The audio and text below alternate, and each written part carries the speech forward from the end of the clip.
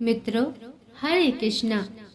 अश्विनी मास के कृष्ण पक्ष की अष्टमी तिथि से दसवीं तिथि तक जितिया पर्व मनाया जाता है। यह पर्व 3 दिनों तक चलता है। इस पर्व की शुरुआत नहाए खाए से होती है। नहाए खाए के अगले दिन निर्जला व्रत रखा जाता है। इस व्रत को जितिया, जीवित पुत्रिका या जिमूत वाहन व्रत भी कहा जाता है। माताएं जीवित पुत्र का व्रत संतान प्राप्ति और उनकी लंबी आयु की कामना के लिए रखती हैं।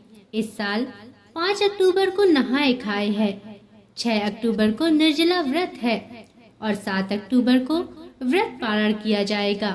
धार्मिक मान्यताओं के अनुसार जितिया व्रत में व्रत कथा पढ़ने या सुनने का विशेष महत्व है। अतः आज मैं आपको जितिया व्रत की सभी लोक प्रचलित 5 कथाएं सुनाने वाली हूँ। अतः आपसे आग्रह है कि वीडियो को अंत तक देखिएगा, जिससे आपको व्रत का संपूर्ण फल प्राप्त हो सके। परंतु उससे पहले मेरा आप सभी भाई बहनों से निवेदन है कि यदि आप चैनल पर नए हैं या अभी तक आपने चैनल को सब्सक्राइब नहीं किया है तो कृपया करके चैनल को सब्सक्राइब अवश्य कर लीजिएगा और बगल में बनी हुई घंटी को जरूर दबा लीजिएगा, ताकि मैं आपके लिए ऐसे ही पवित्र कथा कहानियाँ लाती रहूं। तो चलिए कथाओं को शुरू करते हैं। ओम नमो भगवते वासुदेवाय नमः। हर हर महादेव। राधे राधे। सभी माताओं, बहनों और भाई बंधुओं को मेरा नमस्कार है। आप सभी का भारती वंदनी चैनल में स्वागत है। मित्रों, मैं आपको जितिया व्रत की पहली कथा सुनाने जा रही हूँ। अतः ध्यान से और भक्ति भाव से सुनिए। एक बार की बात है, गंधर्वों के राजकुमार का नाम जिमूत वाहन था। वे बड़े उदार और परोपकारी थे। जिमूत वाहन के पिता ने वृद्धावस्था में वानप्रस्थ आश्रम में जाते समय इनको राज्य सिंहासन पर बैठाया, किंतु इनका मन राजपाट में नहीं लगता था। वह राज्य का भार अपने भाइयों पर छोड़कर स्वयं वन में पिता की सेवा करने चले गए। वहीं पर उनका मलयवती नामक राज्य कन्या से विवाह हो गया। एक दिन की बात है, जब वन में भ्रमण करते हुए जिमूत वाहन काफी आगे चले गए, तब उन्हें एक वृद्धा विलाप करते हुए दिखी। उन्होंने उस वृद्धा से पूछा, माई, तुम क्यों रो रही हो? तब उस वृद्धा ने रोते हुए बताया, मैं नागवंशी स्त्री हूँ और मुझे एक ही पुत्र है। पक्षीराज गरुड़ के समक्ष नागों ने उन्हें प्रतिदिन भक्षण हेतु एक नाग सौंपने की प्रतिज्ञा की हुई है। आज मेरे पुत्र शंखचूड़ की बलि का दिन है। जिमूत वाहन ने वृद्धा को आश्वस्त करते हुए कहा, मैया डरो मत, मैं तुम्हारे पुत्र की प्राणों की रक्षा करूंगा। आज उसके बदले मैं स्वयं अपने आप को उसके लाल कपड़े में ढककर वध्यशिला पर लेटूंगा। इतना कहकर जिमूत वाहन ने शंखचूड़ के हाथ से लाल कपड़ा लिया और वे उसे लपेटकर खुद को बलि देने के लिए चुनी हुई वध्यशिला पर लेट गए। नियत समय पर गरुड़ बड़े वेग से आए और वह लाल कपड़े में ढके जिमूत वाहन को पंजे में दबोचकर पहाड़ के शिखर पर जा बैठे। अपने चंगुल में गिरफ्तार प्राणी की आंख में आंसू और मुंह में आह निकलता न देखकर गरुड़ जी बड़े आश्चर्य में पड़ गए। उन्होंने जिमूत वाहन से उनका परिचय पूछा। जिमूत वाहन ने सारा किस्सा कह सुनाया। गरुड़ जी उनकी बहादुरी और दूसरों की प्राण की रक्षा करने में स्वयं का बलिदान देने की हिम्मत से बहुत प्रभावित हुए और प्रसन्न होकर गरुड़ जी ने उन्हें जीवन दान दे दिया तथा नागों की बलि न लेने का वरदान भी दे दिया। इस प्रकार जिमूत वाहन ने अदम्य साहस से नाग जाति की रक्षा हुई और तब से पुत्र की सुरक्षा हेतु जिमूत वाहन की पूजा की प्रथा शुरू हो गई। मित्रों, अश्विनी कृष्ण अष्टमी के प्रदोष काल में पुत्रवती महिलाएं जिमूत वाहन की पूजा करती हैं। कैलाश पर्वत पर भगवान शंकर माता पार्वती को कथा सुनाते हुए कहते हैं कि अश्विनी कृष्ण अष्टमी के दिन उपवास रखकर जो स्त्रियां शायन प्रदोष काल में जिमूत वाहन की पूजा करती हैं तथा कथा सुनने के बाद आचार्य को दक्षिणा देती हैं, वह पुत्रों का पूर्ण सुख प्राप्त करती हैं। व्रत का पारण दूसरे दिन अष्टमी तिथि की समाप्ति के पश्चात किया जाता है। यह व्रत अपने नाम के अनुरूप फल देने वाला है। भक्तों, प्रेम से बोलिए भगवान शंकर की जय, माता पार्वती की जय।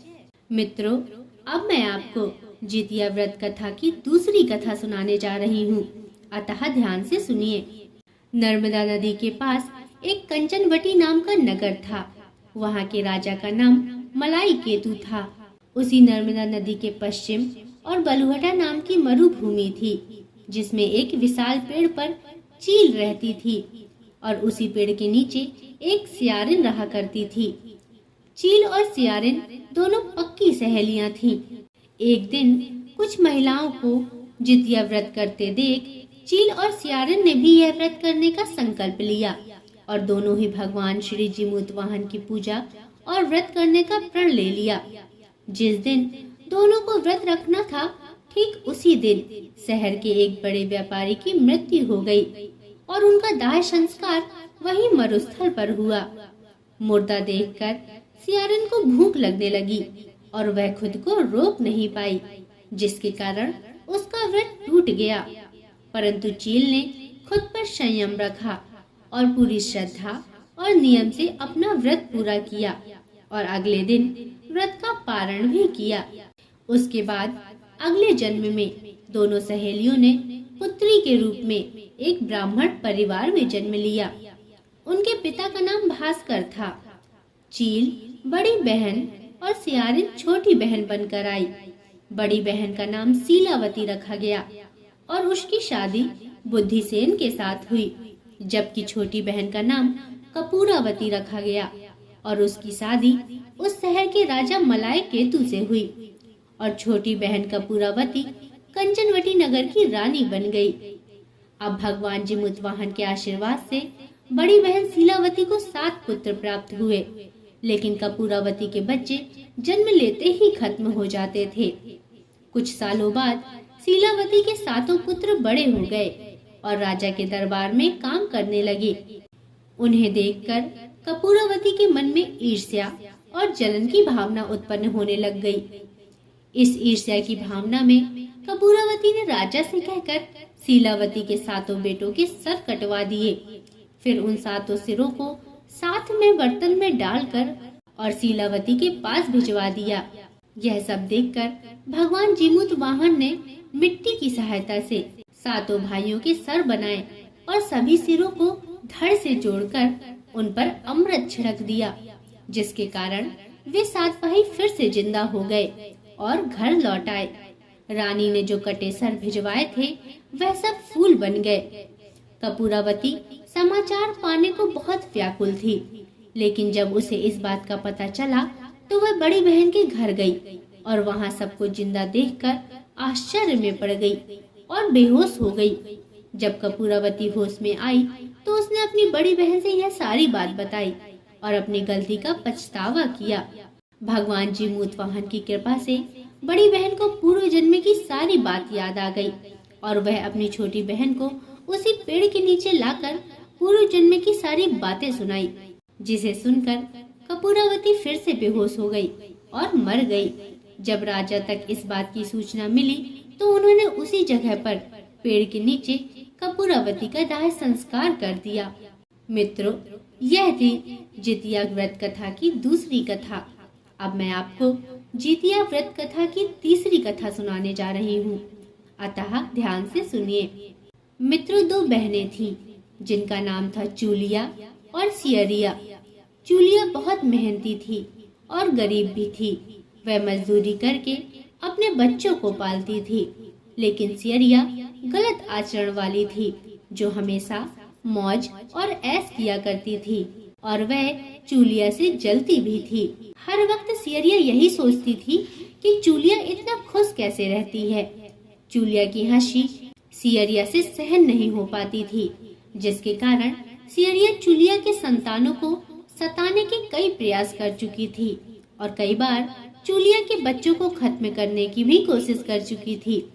किंतु चूलिया की तपस्या के कारण, उसके व्रत के कारण उसके बच्चे हमेशा सुरक्षित बच जाया करते थे।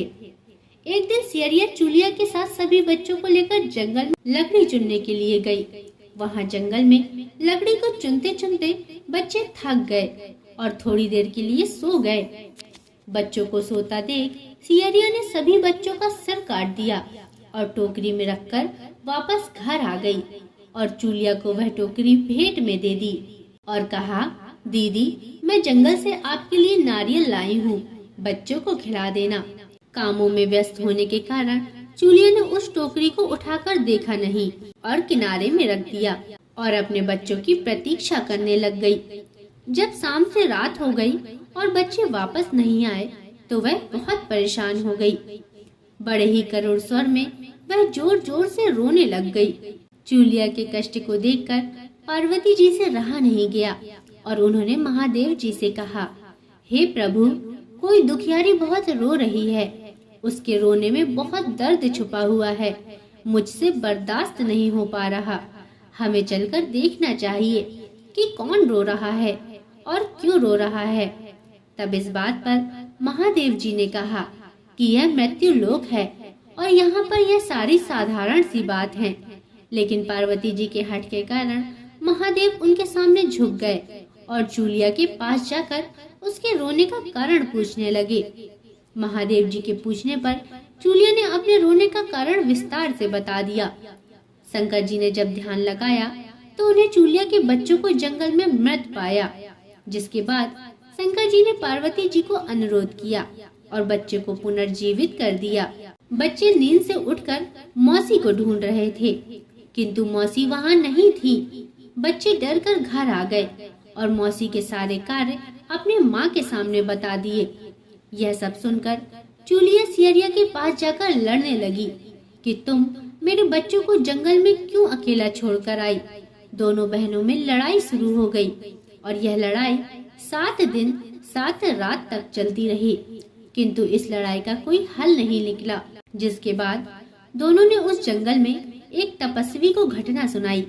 घटना को सुनने के बाद तपस्वी ने दोनों को आदेश दिया कि तुम दोनों जाकर पास में खेल रहे बच्चों को बाल से पकड़कर घसीटते हुए मेरे पास लेकर आओ, उसके बाद मैं निर्णय करूंगा। चूलिया बच्चों की माँ थी, उससे बच्चों की पीड़ा देखी ना जा सकी। उसने महात्मा के वचनों का पालन नहीं किया, लेकिन सियरिया दौड़ती हुई गई और खेलते हुए बच्चों को बाल से पकड़कर खींच कर ले आई। जिसके बाद तपस्वी ने सियरिया को यह श्राप दिया कि हर जन्म में इसी प्रकार तू सदैव जलती रहेगी और दुखी होती रहेगी। जो महिला किसी बच्चे की पीड़ा और माँ की ममता को नहीं जानती, वह जीवन भर धरती पर दुख भोगने के अलावा और कुछ नहीं कर सकती। इस प्रकार चूलिया को उसके बच्चे सही सलामत और सुरक्षित मिल गए और सियरिया को उसके दुष्कर्मों का दंड मिला। मित्रों, प्रेम से बोलिए भगवान शंकर की जय, माता पार्वती की जय।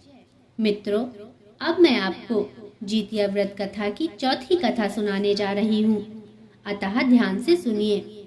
2 बहनें थीं, एक का नाम था सुखिया और दूसरे का नाम था दुखिया। दोनों का भाग्य उनके नाम के जैसा ही था। दुखिया गरीब थी और बहुत दुखी रहती थी।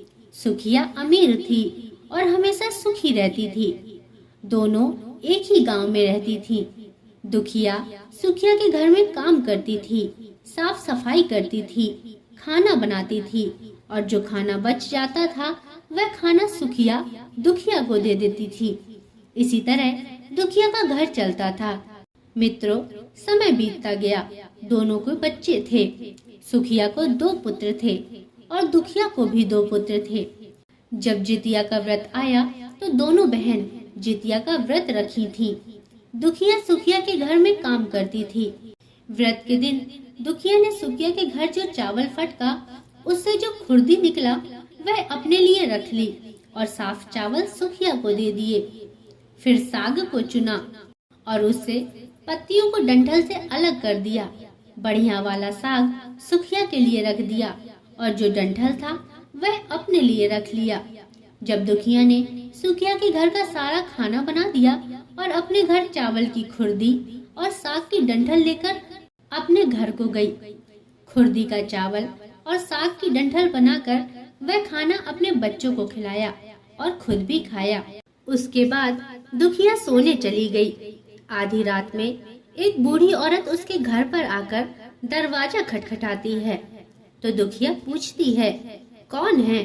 तब बूढ़ी बोलती है, बेटा हम हैं। दुखिया ने उठकर फाटक खोला और पूछती है, अम्मा आपको क्या चाहिए? इतनी रात में आप यहाँ किस लिए आई हो? तब बूढ़ी बोली, बेटा मुझे बहुत भूख लगी है, कुछ खाने को दे दो।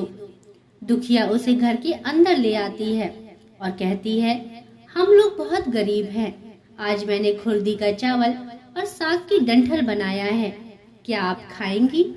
तो बूढ़ी कहती है, हाँ बेटा क्यों नहीं खाएंगे, हमें तो बहुत भूख लगी है, तुम्हारे पास जो भी है हम वही खा लेंगे। दुखिया अंदर जाकर खुर्दी का चावल और साग की डंठल लाती है और बूढ़ी माँ को देती है। बूढ़ी माँ बड़े प्यार से खाने लगती हैं। बूढ़ी खाना खाने के बाद कहती हैं कि मुझे अच्छे से कुछ दिखाई नहीं देता, इतनी रात के अंधेरे में मैं अपने घर कैसे जाऊंगी? तो दुखिया कहती है, कोई बात नहीं, आप यहीं पर सो जाइए, सुबह अपने घर चले जाना। तो बूढ़ी दुखिया के घर में ही सो जाती है। फिर थोड़ी देर बाद उठकर बूढ़ी बोलती है, बेटा मुझे दीर्घ शंका लगी है, कहाँ करूं? तो दुखिया कहती है, मेरे घर में शौचालय नहीं है, इसलिए आप उधर कोने में ही कर लीजिए। बूढ़ी पूछती है, बेटा भड़ भड़ करे या छर छर करे? तो दुखिया नींद में थी तो वह कहती है, माताजी भड़ भड़ कर दो, मैं सुबह साफ कर दूंगी। फिर थोड़ी देर बाद बूढ़ी पूछती है, बेटा मैं अपने हाथ कहाँ साफ करूं? तो दुखिया कहती है, आप मेरे सर में अपना हाथ साफ कर लीजिए। इस तरह समय बीतता है और सुबह होती है तो दुखिया को यह सब सपने के जैसा लगता है कि सोते समय मुझे कोई सपना आया होगा। वह ज्यादा कुछ नहीं सोचती और नदी में नहाने के लिए चली जाती है। जब वह नदी में नहाती है और अपने बाल धोती है तो उसके बालों से होते हुए जो पानी बहता है वह सोने का पानी होता है। आसपास की सभी महिलाएं यह देखकर चकित हो जाती हैं और कहती हैं, तुम्हारे बालों से तो सोने का पानी गिर रहा है, क्या बात है? फिर उसे रात की सारी बात याद आती है। वह दौड़कर अपने घर की ओर भागती है, यह सोचकर कि उसका घर दीर्घ शंका से गंदा हुआ होगा, पहले उसको साफ करना होगा। जब वह अपने घर में जाती है तो देखती है कि घर के हर कोने में ढेर सारा सोना ही सोना बिखरा पड़ा होता है। यह सब देखकर दुखिया बहुत खुश हो जाती है और सोचती है कि जीतमान बाबा यानी जिमूत वाहन की कृपा से यह सब हुआ है, जो माता का रूप धारण करके मेरे घर आए और मुझे इतना आशीर्वाद दिया। अब दुखिया अमीर हो जाती है और सुखिया के घर जाकर काम करना बंद कर देती है। दुखिया जब अपना व्रत पूरा करती है तो अपने पुत्र से कहती है कि जाओ मौसी के घर से तराजू लेकर आओ, यह नापने के लिए कि यह सोना कितना है। बच्चा बहुत खुशी से सुखिया मौसी के घर जाता है और तराजू मांगता है। तो सुखिया बच्चे से पूछती है कि तराजू से क्या नापना है? तो बच्चा बोलता है, मेरे घर में बहुत सारा सोना है, उसी को नापना है। सुखिया कहती है, खाने के लिए तो तुम्हारे पास कुछ भी नहीं है और तुम सोना नापोगे, मुझसे झूठ कहते हो। तो बच्चा कहता है, नहीं मैं झूठ नहीं बोल रहा। सुखिया सोचती है, जब तराजू मांगा है तो कुछ न कुछ तो जरूर नापना होगा, इसलिए वह तराजू के पीछे गोंद लगा देती है कि जो भी नपेगा वह थोड़ा सा इसमें भी चिपक जाएगा। दुखिया जब तराजू पर सोना नापती है तो कुछ सोना का टुकड़ा उस बूंद में चिपक जाता है। जब बच्चा तराजू लौटाने आता है तो सुखिया उसे पलट पुलट कर देखती है तो उसे तराजू में सोना लगा हुआ मिलता है। सुखिया सोचती है उसके घर में जरूर कहीं से सोना आया होगा, इसलिए वह कई दिन से काम पर भी नहीं आ रही है। सुखिया उसके घर जाकर देखती है कि यह सोना कहाँ से आया। जब सुखिया दुखिया के पास जाकर पूछती है कि तुम्हारे पास इतना सोना कहाँ से आया, तो दुखिया ने उस रात की सारी कहानी अपनी बहन सुखिया को बता दी। दुखिया का मन एकदम सच्चा था, इसलिए वह सब कुछ बता दी। लेकिन सुखिया के मन में लालच आने लगा कि दुखिया के पास हमसे भी ज्यादा धन आ गया। अब अगली जितिया में मैं भी खुर्दी का चावल और साग की डंठल बनाऊंगी। मित्रों, समय बीता। अगले साल जितिया का व्रत दोनों बहन ने रखा। सुखिया के पास हर तरह का सुख था और धन भी था, फिर भी वह जितिया के दिन चावल फटक कर साफ चावल फेंक देती थी और खुर्दी अपने पास रख ली। साग को तोड़कर पत्तियां फेंक दी और डंठल अपने पास रख ली और वही का साग बनाया और खुर्दी के चावल बनाए। खा पी कर पूजा पाठ करके वह सोने चली गई। फिर आधी रात में उसके घर में बूढ़ी दादी आई और दरवाजा खटखटाया। सुखिया तो उन्हीं का इंतजार कर रही थी। उसने तुरंत बढ़कर दरवाजा खोला और बूढ़ी को अपने घर में ले आई। बूढ़ी ने बोला, मुझे भूख लगी है, कुछ खाने को दे दो। तो सुखिया कहती है, मैंने खुर्दी का चावल और डंठल का साग बनाया है। तो बूढ़ी बोलती है, कोई बात नहीं, मैं खा लूंगी। सुखिया उन्हें परोस देती है और वह सोने चली जाती है। बूढ़ी बोलती है, मैं घर नहीं जा सकती, मुझे दिखाई नहीं देता। तो सुखिया कहती है, कोई बात नहीं, आप यहीं पर सो जाओ। थोड़ी देर बाद बूढ़ी फिर बोलती है कि मुझे दीर्घ शंका लगी है, कहाँ करूं? तो सुखिया कहती है, वहीं कोने में जाकर कर लीजिए। फिर थोड़ी देर बाद बूढ़ी पूछती है कि भड़भड़ करे या छर करे। इस समय सुखिया को याद नहीं आता कि दुखिया ने क्या बोला था। तो सुखिया बोली, माँ छर कर दीजिए। फिर बूढ़ी पूछती है कि बेटा मैं अपने हाथ कहाँ साफ करूं? तो सुखिया कहती है, मेरे सर में साफ कर लीजिए। बूढ़ी अपना हाथ सुखिया के सर में साफ कर लेती है। जब सुखिया सुबह उठती है तो उसका पूरा घर गंदगी से भरा पड़ा होता है। उसके बाल में भी बहुत गंदगी लगी होती है। यह सब देखकर सुखिया बहुत दुखी हो जाती है और उसे बहुत गुस्सा भी आता है। वह अपनी बहन दुखिया को बुलाती है और उसके ऊपर गुस्सा करती है कि तुमने हमसे झूठ कहा और मेरा पूरा घर गंदा करवा दिया। तो दुखिया पूछती है कि तुमने क्या कहा था, भड़ या छर? तो सुखिया कहती है, मैंने तो छर बोला था। तो दुखिया कहती है, यहीं पर तो तुमने गलती करी और तुम्हारे पास तो सब कुछ था, किसी चीज की कमी नहीं थी, फिर भी तुमने लालच किया। मेरे पास तो कुछ भी नहीं था, तुम्हारे पास तो सब कुछ था। तुम्हारे घर जीत मन बाबा यानी जिमूत वाहन बाबा भेष बदल कर आए, लेकिन फिर भी तुमने उन्हें अच्छा खाना नहीं परोसा। मेरे पास तो कुछ भी नहीं था, इसलिए मैंने उन्हें खुर्दी का चावल और साग का डंठल परोसा था। परंतु तुमने अपने घर आए भगवान का अपमान किया। सब कुछ रहते हुए भी तुमने उन्हें साग और भात खिलाया। तुम्हारे पास सब कुछ होते हुए भी तुम्हें लालच नहीं करना चाहिए था, इसलिए तुम्हारे साथ यह बुरा हुआ है। और इस प्रकार सुखिया को भी अपनी गलती का एहसास होता है और वह दुखिया से अपने बर्ताव के लिए माफी भी मांगती है और दोनों बहनें अपना अपना जीवन संतोष और सुख संपन्नता से व्यतीत करने लगती हैं। तो भक्तों, प्रेम से बोलिए, भगवान शंकर की जय, माता पार्वती की जय। मित्रों, अब मैं आपको जितिया व्रत कथा की 5वीं कथा सुनाने जा रही हूँ, अतः ध्यान से सुनिए। मित्रों, पौराणिक कथाओं के अनुसार महाभारत के युद्ध में अपने पिता की मौत के बाद अश्वत्थामा बहुत नाराज हो गया था। अश्वत्थामा के हृदय में बदले की भावना भड़क रही थी। इसी के चलते वह पांडवों के शिविर में घुस गया। शिविर के अंदर 5 लोग सो रहे थे। अश्वत्थामा ने उन्हें 5 पांडव समझकर मार डाला, परंतु वे सभी द्रौपदी की 5 संतानें थीं। फिर अर्जुन ने अश्वत्थामा को बंदी बनाकर उसकी दिव्य मणि छीन ली। अश्वत्थामा ने बदला लेने के लिए अभिमन्यु की पत्नी उत्तरा के गर्भ में पल रहे बच्चे को गर्भ को ही नष्ट कर दिया। ऐसे में श्री कृष्ण ने अपने सभी पुण्यों का फल उत्तरा की अजन्मी संतान को देकर उसको गर्भ में फिर से जीवित कर दिया। गर्भ में मरकर जीवित होने के कारण उस बच्चे का नाम जीवित पुत्रिका पड़ा।